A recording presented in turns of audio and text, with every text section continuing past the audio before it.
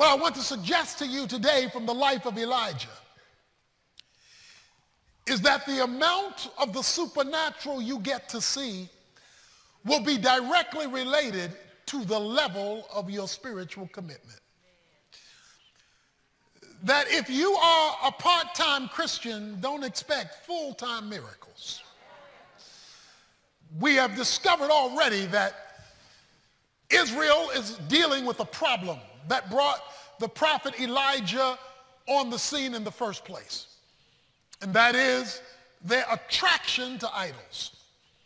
They were attracted to Baal and Asherah, Baal's girlfriend, the idols that had now consumed the culture, even those who name the name of God. So that is idolatry. So you may not do any of the things people may do in the third world. You just have an American idol. You just look at what's happening in the culture and you gravitate to that, whether it's people or power or possessions or whether it's prestige, whatever it is, you are looking to that thing as the source of your provision. Now, when you understand that is the biblical definition of idolatry, then you understand that you can be right here, right now, today, and be an idol worshiper. We come in chapter 18, and we come to a place where now the prophet Elijah confronts King Ahab. He confronts King Ahab, and he confronts him in chapter 18, verse 17. And when Ahab saw Elijah, Ahab said to him, "Is this you, you troubler of Israel?" In other words, you getting on my nerves, Ahab says. "Is this you, Elijah, you bringing all this trouble to Israel?" Elijah responds in verse 18, "I have not troubled Israel, but you and your father's house have, because you have forsaken the commandment of the Lord and you have followed the Baals." You follow the idols. So he refuses to be politically correct. He says, "Ahab, you have brought this about because of your pursuit of idolatry.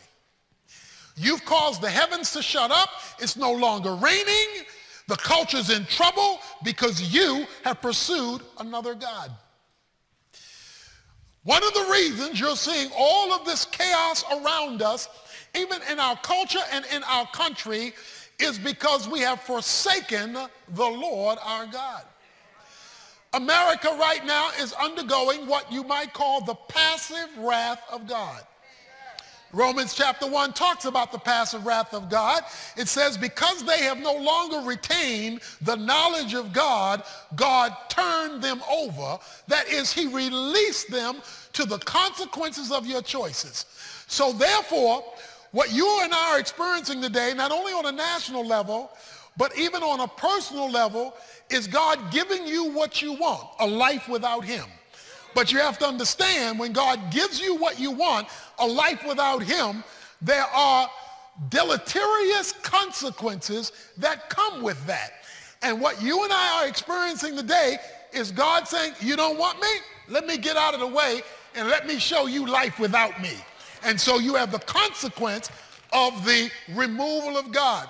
So Elijah says, "Now send and gather to me all of Israel at Mount Carmel," verse 19, "together with 450 prophets of Baal and 400 prophets of Asherah," that's 850, "who eat at Jezebel's table." He says, okay, let's have a fight at the OK Corral. Okay? You bring your people and your God, and I'll be there at high noon. Okay? Okay. Let's settle this once and for all. Let's don't confuse people. Let's put this thing out on the table. So Ahab says, okay, you got a deal. Let's go for it. So Ahab sent, verse 20, a message among all the sons of Israel and brought the prophets together at Mount Carmel. Now watch this, because this is where we start. Verse 21. Elijah came near to all the people and said, how long will you hesitate between two opinions? If the Lord is God, follow him. But if Baal, follow him. But the people did not answer him a word. Oh. Elijah says, all right, folk, how long you going to keep dancing? How long will you hesitate between two opinions? It says the people were silent. They were not ready to commit. But watch it. They were always ready for a miracle. They were always looking for a blessing. They were always looking for God to do something while they were silent. So let me state my position as coming from this passage. If you're not ready to commit and to stop dancing, stop looking for a miracle and searching for a blessing. He says that you want this God over here, that God over there. How many more sermons? How many more programs? How many more challenges do you need? They're halting between two opinions.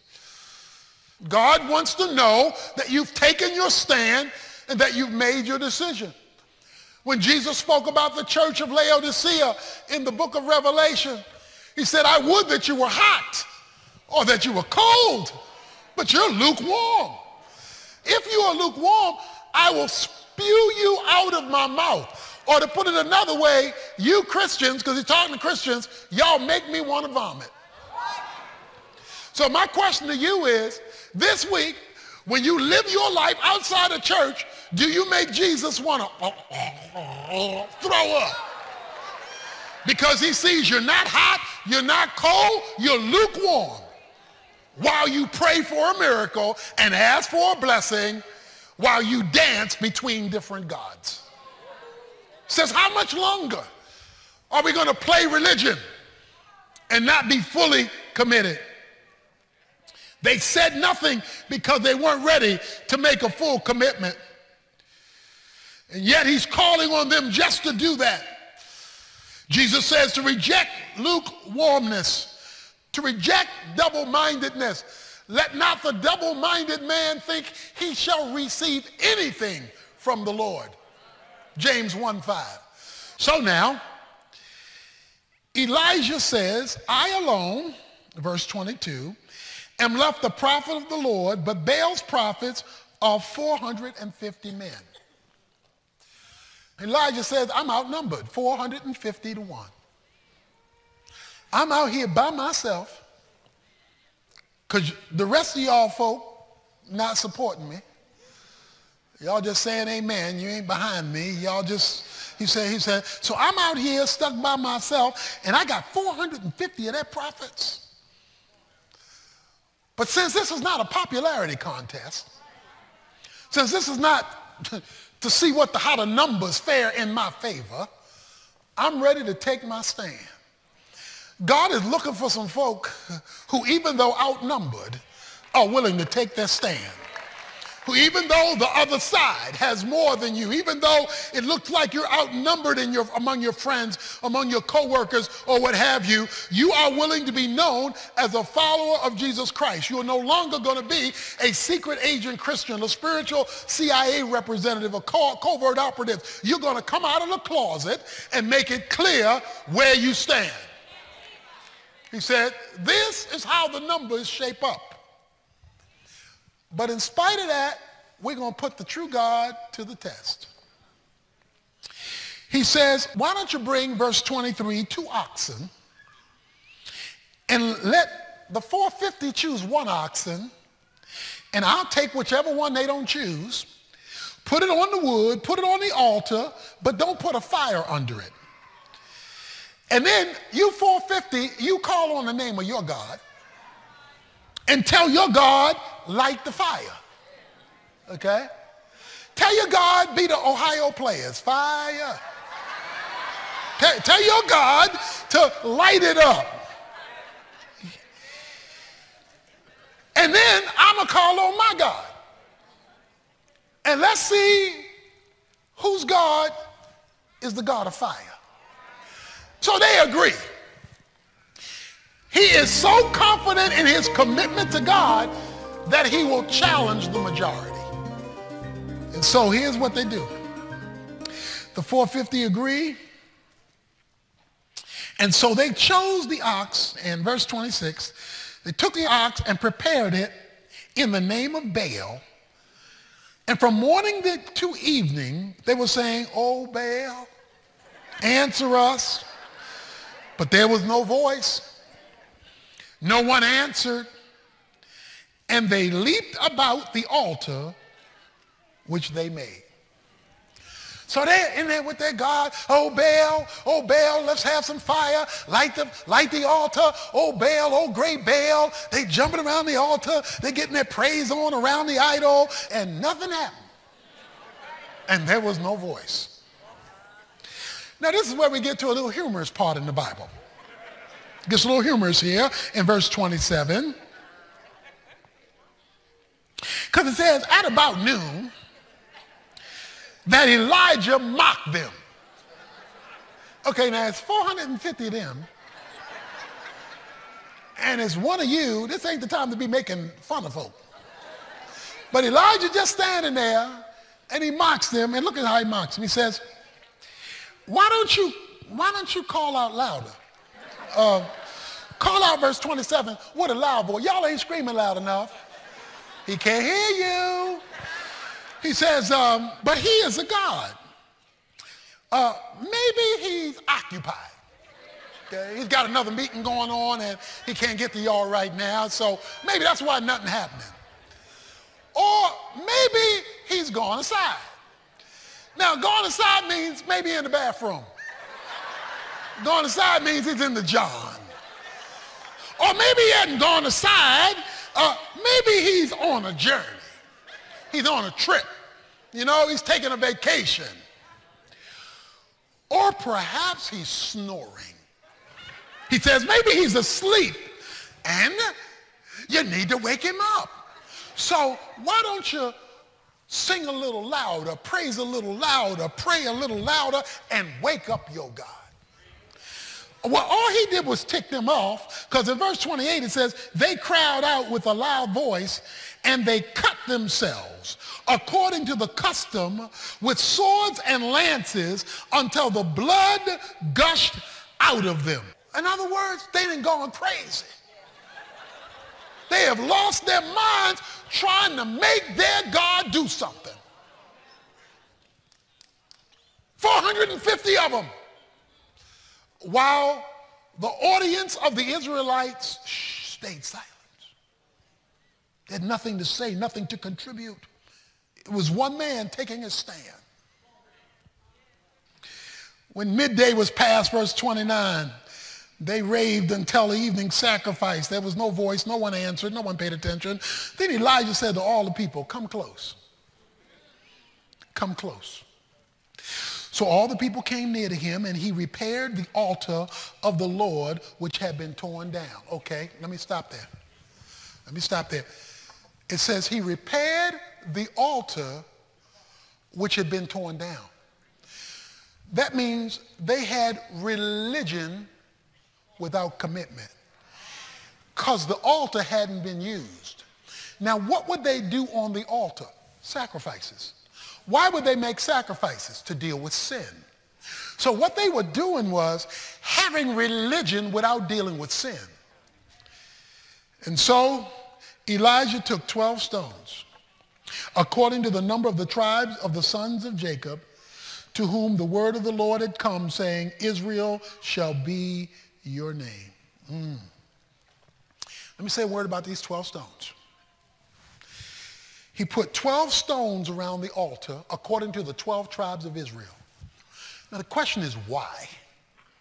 Well, the answer to the 12 stones is found in Joshua chapter 4, verses 21 to 24. In Joshua chapter 4, 21 through 24, Joshua has just crossed the Jordan River. God has supernaturally opened up the Jordan River so that they could cross on dry land. In other words, they had just come through a miracle. When they came through the miracle, God told Joshua, I want you to make a memorial, and I want you to put on the memorial 12 stones. 12 stones, one stone for each of the 12 tribes of Israel. And here's why. So when your children ask you, what do these 12 stones mean? You will be able to testify to the next generation about the God who brought you over. The problem with many of us is we have nothing to tell our children because we've not seen anything ourselves. We don't know that God is a miracle-working God, so we just give platitudes we heard in church. He's my wheel in the middle of the wheel, my rose of Sharon, my bright morning star. He's so high you can't get over. He's so low you can't get under. He's so wide you can't get around him. We just talking noise. We just talking smack. We haven't seen what he can do. We can't testify that these 12 stones have a historical reality and the same miracle-working God, even though you're in a different scenario, is the same God yesterday, today, and forever. He's still doing miracles today for the fully committed. So if you really want to see this miraculous working God, you must make a decision. I must make a decision. We must make a decision, which means we can't keep playing church. They were playing church, but they weren't seeing anything. So the prophet comes along, and here's what happens. He took the 12 stones, verse 32. So with the stones, he built an altar in the name of the Lord. He got the spiritual priority back in order. And unless we do that as a church, unless that's the main thing, every other thing is a waste of time. He got the altar back, the spiritual part back, the confession of sin and the pursuit of righteousness back. The altar represented all that. And then he made a trench around the altar large enough to hold 2 measures of seed. So he digs this hole around the altar. Now watch what he does here. He arranges the wood, verse 33, cuts the ox into pieces, lays it on the wood, and he said, fill 4 pitchers with water and pour it on the burnt offering. Now wait a minute. If you're trying to light up something, you don't pour water on it. You're not trying to pour water on it. You want to keep it dry so that it lights quickly. But he pours water on it. Oh, but that's not all he does. Because according to verse 24, he says, do it a second time. So they pour water on it. They wet the wood, wet the ox, wet everything. He says, pour 4 more pitchers on it. So, okay, he does it again. Oh, but is he finished? No. Do it a 3rd time. And they did it a 3rd time. You remember the number 3? The number 3 is restoration and resurrection. Is when God is going to reach down, grab something that was dead, and give it life again. It's where God reaches down, and in other words, he's showing off. He said, look, I'm going to tell you, my God is so bad, we're going to wet this thing down, wet it down again, wet it down a 3rd time, and the 3rd time it says there was so much water that the water flowed around the altar and also the trench with the water. So not only was the wood wet and the ox wet, the trench around the whole altar was filled up with water. In other words, he's saying, I'm not only going to tell you I believe in God, I'm going to show you how bad God is. That we're going to make it hard for God to do a miracle. But when you got that kind of relationship where you can make it hard for God to do a miracle and still not sweat it because you know who you're dealing with. Because, see, I think a lot of us don't know who we're dealing with. See, we don't know who we're dealing with. That's why we need other gods, not knowing that to take the other God is to lose the true God. And so he makes it hard for God. Now, he comes to his prayer. He didn't have any unique powers. He was an ordinary man, but he connected with God, and he saw a miracle. So he prays, and he prays at the evening sacrifice, O Lord, verse 36, the God of Abraham, Isaac, and Jacob, the covenant-keeping God, today let it be known that you are God in Israel. I am your servant, and notice this, I have done all the things at your word. Let it be known what you will do when people are committed to you and your word. So he says, I have kept your word. Answer me, O Lord, verse 37, that this people may know that you, O Lord, are God, and that you have turned their hearts back again. And the fire of the Lord fell and consumed the burnt offering, the wood, the stones, the dust, and licked up the water in the trench. Now, this is one of the scenes I want to see on instant replay when I get to heaven, because it not only said the fire fell, it consumed, watch this, it consumed the wet ox. Okay, I can understand that. But it says it consumed the stones, the wood and the stone. But here's the part I like. It said it licked up the water around the trench. So after it sucked up the oxen, sucked up the stone, sucked up the wood, it went around the trench. It just licked up the water. In other words, God showed off. That's what God would just show it up. Oh, Elijah, let me do my thing. Let me show you what I can do. Let me stick my tongue out and lick it up. Let me just lick it up. He showed off. Oh, and when you see God show off and show out for you, when you see him do exceedingly abundantly above all you can ask or think, when you see, because you've rebuilt the altar of full commitment. He said he saw it. And then the people saw it. They fell on their faces and said, the Lord, he is God. The Lord, he is God. Does anybody here know what a hillbilly road bump is?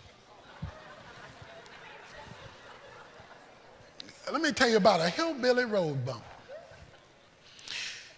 A hillbilly road bump is an armadillo dead in the middle of a road. That's what's called a hillbilly, country people call it a hillbilly road bump. Okay? Now let me explain. 500,000 armadillos every year are killed in the middle of the road. Every time I've seen an armadillo, it's on its back and its legs are sticking up in the air. Every time I see an armadillo, it's dead in the middle of the road. Because here's what they do. They start crossing the road. They stop in the middle of the road. They stop in the middle of the road with cars coming. How stupid can you be? They stopping in the middle of the road with cars coming and they get run over. They get run over because they get comfortable in the middle of the road. Does God have any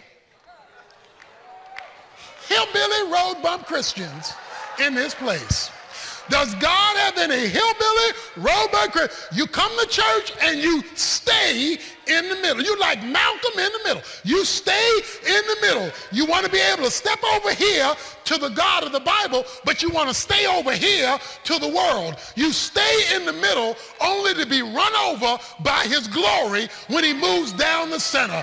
But if he can ever get you to go all the way, heaven will open up. You will see heaven open, Jesus said. You will see the angels of God going up and down the Son of Man, and you will see what God can do because you've given him all you have. God is looking for some folk who are going to leave the middle and go all the way. Well, it's convicting, a little bit uncomfortable, but absolutely critical if we're going to experience all that God has for us. God wants full-time commitment, not a part-time relationship. He kind of wants a wedding ring, not just visitation rights. And so, your opportunity to be fully committed is right before you, right before me, right before all of us today as followers of our great God. And I want you to get this whole series so you can meditate on it, muse on it, and inculcate it into your life.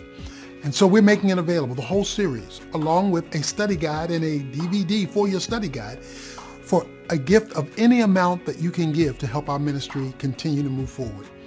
Our ministry, the Urban Alternative, is dependent upon friends like you to help us to keep ministering to you and to so many others.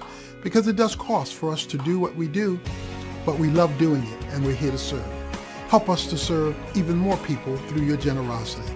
We'll be glad to send you the whole series, the study guide with the DVD, simply from your generous gift and in response to it. Call us 1-800-800-3222 or log on to tonyevans.org. We would love to hear from you. God bless you. Thanks for being our friend. It's an honor to be your friend. See you again next time.